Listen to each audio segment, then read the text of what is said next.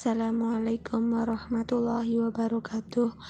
Kami kelompok 11 akan mempresentasikan materi tentang tipologi budaya Penginyongan dalam religi, tradisi, dan seni yang beranggotakan 1. Mustafa, 2. Afrida Mayanti, 3. Anisatun Apriliani, 4. Anissa Fajri Simak Listiasari. Untuk teman-teman, mari kita simak video berikut. Asal-usul kebudayaan Penginyongan. Bahasa Penginyongan dari kata inyong atau saya merupakan bahasa ibu asli Jawa Banyumasan. Penggunaan bahasa ibu memang sangat penting bagi masyarakat daerah, sebab menunjukkan suatu ciri khas tersendiri dari budaya daerah tersebut. Dimulai dari kebiasaan sehari-hari, mengenal budaya termasuk dalam bahasa ini merupakan tanggung jawab masyarakat dan generasi muda sebagai pewaris budaya. Dan kebudayaan sangat penting untuk mempertahankan penggunaan bahasa ibu. Bahasa ibu merupakan aset yang melekat pada setiap daerah, sehingga penggunaan bahasa ibu dianggap memiliki peran penting. Sekarang ini penggunaan bahasa dialek Banyumasan khususnya sudah mulai luntur penggunaannya, dan tentu saja ini menjadi tugas generasi penerus untuk terus memakai dan melestarikan bahasa ibunya. Penginyongan adalah sebuah istilah atau kata yang umumnya digunakan oleh orang Banyumasan dalam keseharian untuk menceritakan atau menggambarkan tentang dirinya. Kata ini memiliki kata dasar inyong yang berarti saya atau aku. Penginyongan sendiri mempresentasikan orang-orang atau bahasa atau budaya yang berasal dari wilayah Banyumas.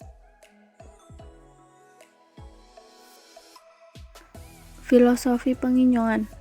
Ada dua tipe orang awam yang tak mengerti filosofi dari Penginyongan itu sendiri dan menganggap bahwa bahasa Penginyongan merupakan bahasa strata terendah, bahasa kawula alit.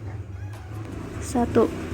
Orang yang menjunjung tinggi sistem feodalisme dan kasta.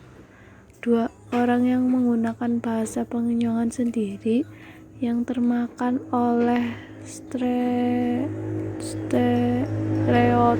dari orang-orang yang menganggap bahwa bahasa Penginyongan merupakan bahasa masyarakat kalangan rendah, sehingga wong Banyumas atau orang Banyumas sendiri menjadi isin atau malu jika menggunakan bahasa ibunya sendiri, yakni Penginyongan Banyumasan.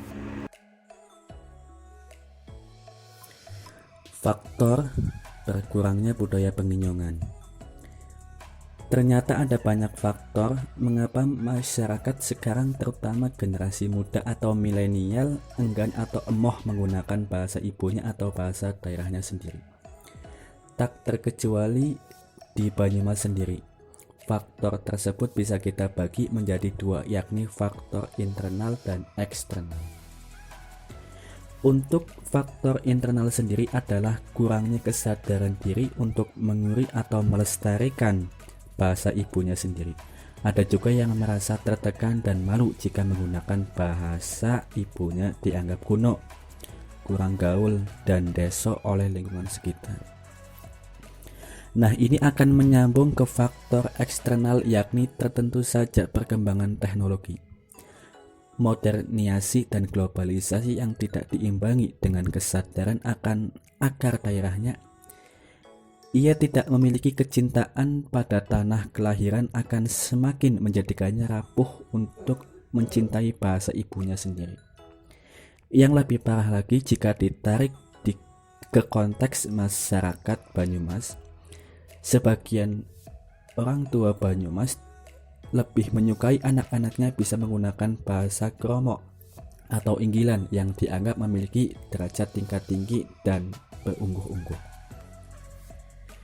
Sastrawan dan Budayawan Banyumas Ahmad Tohari mengatakan bahwa masyarakat Banyumas memang harus lebih sering menggunakan dialek Banyumas. Meskipun terlihat sederhana, namun sekarang ini masyarakat tidak terlalu menganggap hal tersebut sebagai suatu hal yang penting dilakukan.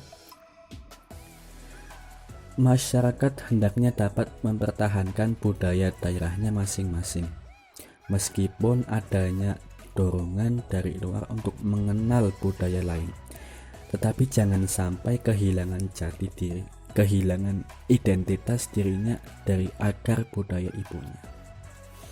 Selanjutnya, sikap hidup masyarakat Penginyongan.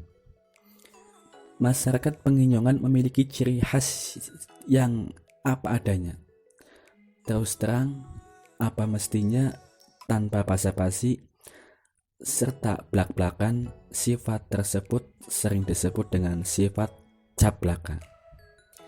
Penginyongan menggambarkan dari suatu konsep hidup yang ada dalam masyarakatnya, yaitu konsep cablaka.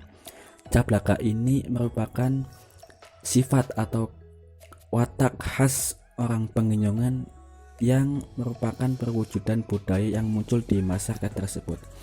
Cablaka sendiri memiliki banyak persamaan kata seperti tehok melong, blaka suta maupun glokok soar yang kurang lebih memiliki arti yang sama dengan cablaka. Menurut penelitian Priyadi, cablaka merupakan sifat atau karakter yang dicetuskan secara spontan oleh manusia Penginyongan terhadap fenomenal yang ada di depan mata tanpa ditutup-tutupi. Kehidupan masyarakat Penginyongan juga identik dengan kesederhanaan. Pola hidup sederhana mengandung unsur kekuatan, ketabahan, pengendalian diri dalam menghadapi perjuangan hidup dari segala kesulitan dan tantangan. Pola seperti ini dapat mengembangkan sikap tahu diri, tahu kemampuan dan ketidakmampuannya dalam berhadapan dalam orang lain. Sikap tahu diri tercermin pada masyarakat Penginyongan yang sadar akan status mereka sebagai rakyat jelata.